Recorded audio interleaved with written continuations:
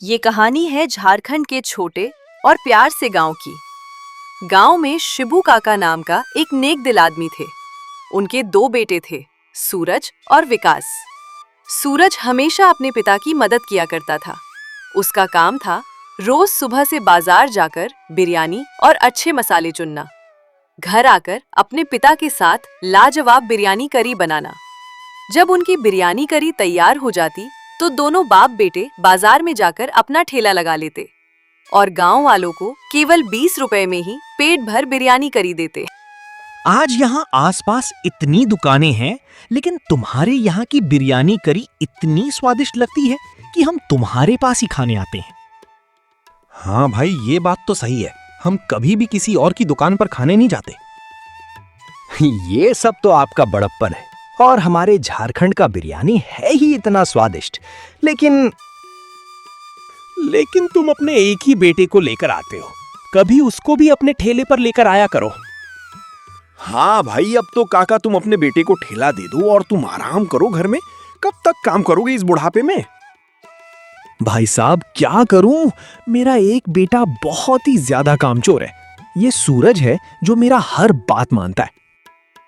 ग्राहकों की ऐसी बातें सुनकर वो आज सोचता है कि अपने बेटे को समझाऊं। घर आकर वो अपने बेटे को समझाने लगता है। अरे बेटा, कितना काम चोरी करेगा, बस दिन भर घर में पड़ा रहता है। सूरज से कुछ सीख लिया कर।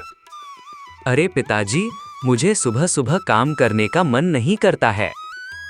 अरे तो शाम को तो काम करने आया है। ऐसे भी मैं अभी कुछ दिन के लिए तुम्हारे बुआ के घर जा रहा हूँ। अब तुम ही दोनों को अपना थैला संभालना होगा। अब तुम एक साथ संभालो चाहे अलग अलग संभालो, वो तुम्हारी मर्जी है। अरे पिताजी, मुझे सब बनाना आता है। सूरज से ज्यादा तो स्वादिष्ट बिरयानी करी मैं ही बनाता हूँ। कभी तो दुकान पर आया नहीं और तुझे बड़ा आया बिरयानी करी बनाने वाला। आप जैसे हो, आगे तो तुमको ही अपना जीवन जीना पड़ेगा। मैं तो कुछ दिनों का मेहमान हूं। उसके बाद शिबू काका अगले ही दिन गांव के लिए निकल जाते हैं। अगले दिन सुबह सुबह कुछ लोग चाय की ठेली पर बैठे हुए थे और बातें कर रहे थे। अरे भाई, हमने सुना है तुम्हारे पिताजी सारा काम तुम दोनों को सौंपकर गांव चले गए। अरे तो क्या हुआ, मैं हूं ना। मैं ऐसी बिरयानी करी बनाऊंगा कि लोगों को लंबी लाइन लगाना पड़ जाएगा। अरे लेकिन तुम तो कभी दुकान संभाले ही नहीं, और तुम्हारे भाई सूरज को तो सालों का पुराना तजुर्बा है। देख लेना, वही सबसे ज्यादा। तो सही कहा भाई, सूरज के दिमाग और ईमानदारी का सब मिसाल देते हैं। देख लेना, जब मैं दुकान लगाऊंगा उसका ठेला चलने नहीं दूंगा। इस बार कुछ बड़ा करना ही होगा। अरे विकास, सूरज तो हमेशा तेरा भला चाहता है, तो क्यों हमेशा उसका दुश्मन बना फिरता है? सगा भाई है तेरा, इतनी ईर्ष्या सही नहीं है। और सूरज ने जो भी अर्जित किया है अपनी मेहनत से किया है। अबे गंजे, भाषण मत दे मुझे, अपने काम से काम रख। ये बोलकर विकास वहां से चल जाता है। गांव में भलाई का तो जमाना ही नहीं है भैया, ये किसी ते गांव को डुबाएगा। उसके बाद विकास घर आ जाता है। बड़े भैया, पिताजी ने कहा है हम दोनों साथ में बिरयानी करी का ठेला लगाएंगे। मैं तुम्हारे साथ नहीं काम करूंगा, मैं अकेले काम करूंगा। पिताजी के आने तक मैं तुमसे बहुत ज्यादा पैसे कमाऊंगा। ठीक है भैया, जैसे तुम्हारी मर्जी। विकास बड़ा था और अपनी मनमर्जी करता था, इसलिए सूरज उसको कुछ नहीं कहता है। अगले ही दिन सूरज ने अपना बिरयानी करी का दुकान लगा लिया था। गर्मा गर्म बिरयानी करी। आओ भाई आओ। दूर से विकास अपने ठेले पर सूरज को देखकर, अच्छा बेटा, तूने अपना ठेला लगा लिया। रुक जा, तुझे कल बताऊंगा। सबसे ज्यादा बिरयानी करी तो मैं ही बेचूंगा। भाई नहीं सुधरेगा। पिताजी ने कहा था साथ में काम करो, पर ये अलग ही दिमाग लगा रहा है। चलो करने दो, हम अपना काम करते हैं। आओ भाई आओ, बिरयानी करी खाने आओ। अरे भाई, तुम्हारे पिताजी गांव गए क्या? हाँ भाई, कुछ दिन में आ जाएंगे। वो थोड़ा कम पड़ गया था। मैं हूं ना, क्या लेना है? वाह भाई, तुम्हारी दुकान पर बिरयानी करी खाकर मजा ही आ जाता है। क्या भाई, क्या जादू करते हो। अरे वाह भाई, मुझे भी मेरी पत्नी ने कहा है तुम्हारे यहाँ के ही बिरयानी करी लेकर आऊं। ये तो आपका प्यार है भैया। बस ऐसे ही अपना प्यार बनाए रखना। उसके बाद सूरज की दुकान पर लोग आने लगते हैं। उसके बाद सूरज ने उस आदमी को बिरयानी करी पैक करके दे दिया और बाकी लोगों के लिए बिरयानी करी लगा देता है। वो लोग बढ़िया चावल से बिरयानी करी खाने लगते हैं और खाते हुए तारीफ करने लगते हैं। ये सब देखकर विकास दूर से बहुत ही गुस्से में देख रहा होता है। पता नहीं अपने बिरयानी करी में क्या डाल रहा है, लोग उसकी बिरयानी करी खाई जा रहे हैं। नहीं, ऐसा नहीं हो सकता, मुझे कुछ ना करना ही पड़ेगा। इतना सोच ही रहा था, तभी उसके सामने से एक बेवड़ा आते हुए दिखता है। ए बेवड़े, इधर आ इधर, मेरी बात ध्यान से सुन। बोलो बोलो, उतनी देर से बोले ही जा रहे हो। बोलो चाचा, क्या काम है? अबे बेवड़े, तेरे को चाचा दिख रहा हूं क्या मैं? अगर मेरा काम कर देगा तो तुझे पूरी एक बोतल दूंगा। अरे भाई, क्या सच में पूरी बोतल? बोतल के लिए तो मैं कुछ भी कर सकता हूँ। अभी जो युद्ध चल रहा है उसे भी रोक दूं। देखो, ये डिब्बी, इसमें पेट दर्द वाली दवा है।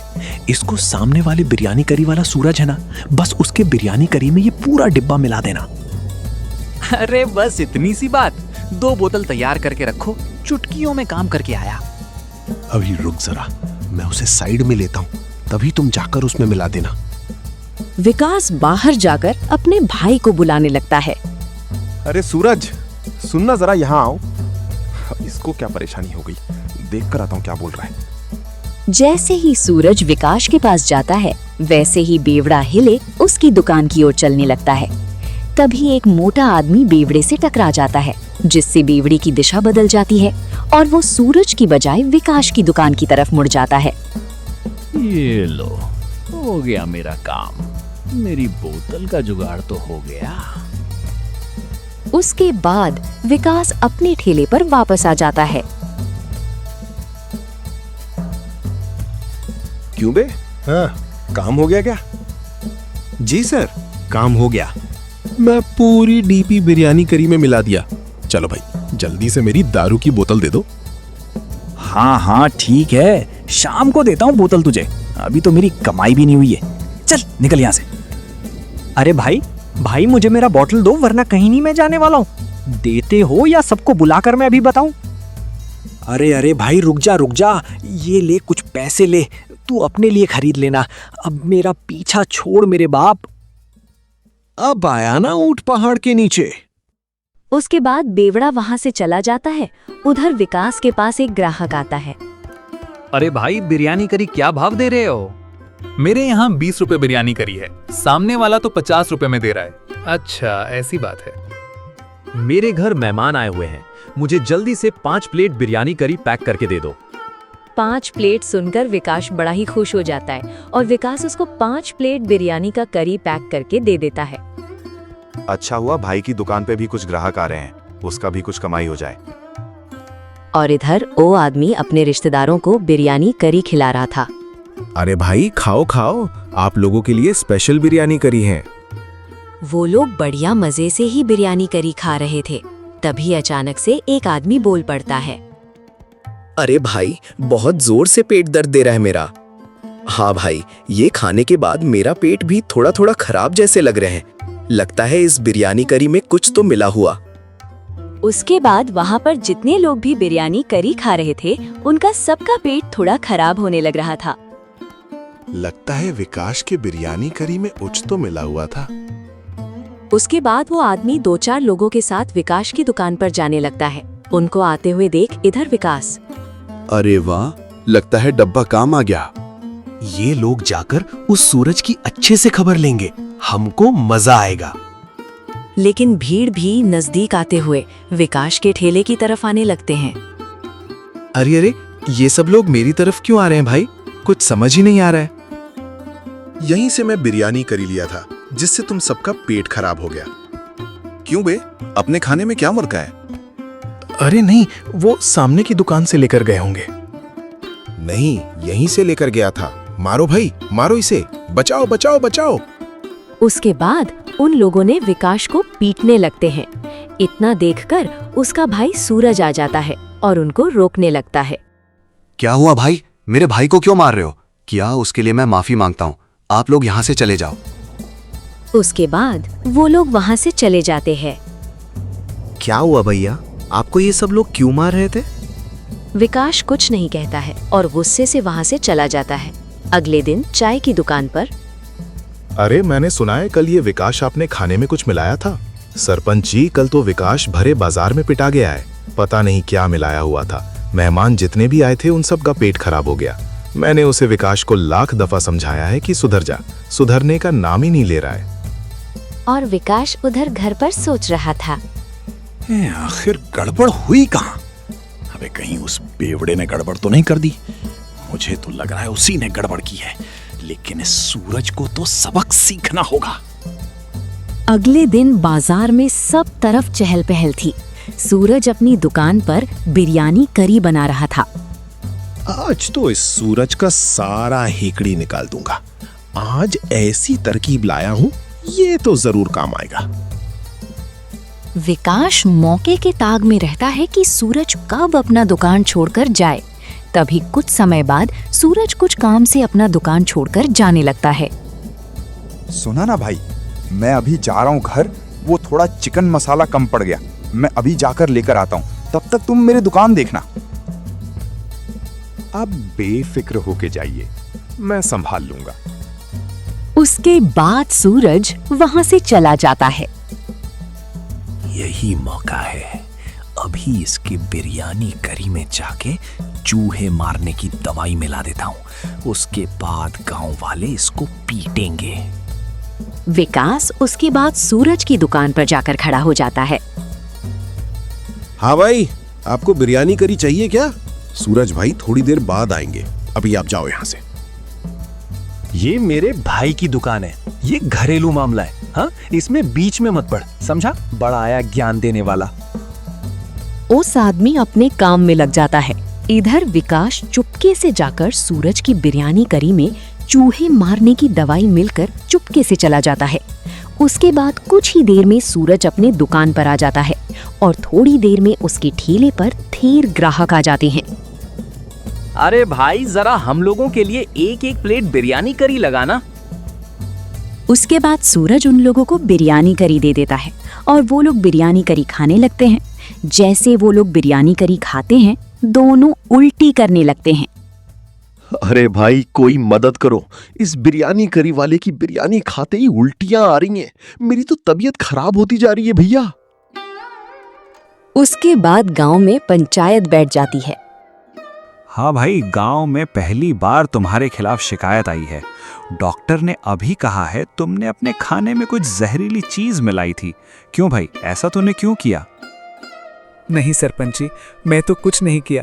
मुझे तो समझ ही नहीं आ रहा है कि ऐसा क्यों हुआ। जो भी हुआ बहुत गलत हुआ। किसी की जान भी जा सकती थी तुम्हारी बिरयानी करी खाने की वजह से। अब मुझे तुम्हारा दुकान बंद करना ही पड़ेगा। मैंने कुछ नहीं किया सरपंच जी।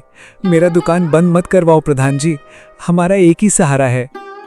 इतना बोल ही रहा था तभी बहुत बेवड़ा वहां पर आ जाता है। बेचारे को फोकट में सजा मिल रहा है। सारे कांड तो विकास के किए हुए हैं। उसने तो मुझे एक बोतल दिया था, तब मैंने जाके उसके खाने में जमाल घोटा मिलाया था। अबे नेवड़े, पागल है क्या? कुछ भी बके जा रहा है। तेरी बात पर कौन यकीन करेगा बे? दिन भर तो तू बस नशे में धुत रहता है। चल भाग यहाँ से। उसके बाद उसने बेवड़े को वहां से भगा देते हैं। तभी वो सूरज का बगल वाला दुकानदार आ जाता है। लेकिन मेरी बातों पर तुम विश्वास कर सकते हो सरपंच जी। कौन हो तुम? अरे क्या कहना चाहते हो? साफ साफ कहो भाई। मैं सूरज के पास ही एक दुकान लगाया हूँ। उसी दिन ये लोग खाने कुछ मिलाया होगा। ये झूठ बोल रहा है, ऐसा मैंने कुछ भी नहीं किया है। भाई, आपने ऐसा क्यों किया? पिताजी तो हमको साथ देखना चाहते हैं। ये सारा क्या धारा इसी विकास का है? वो बेवड़ा सच कह रहा था। तू किसी तरह इसको दुकान लगाने से हटा सके और खुद दुकान अकेले लगाए। सरपंच जी, मुझे माफ कर दीजिए। और इस प्रकार सरपंच ने विकास को माफ कर देते हैं।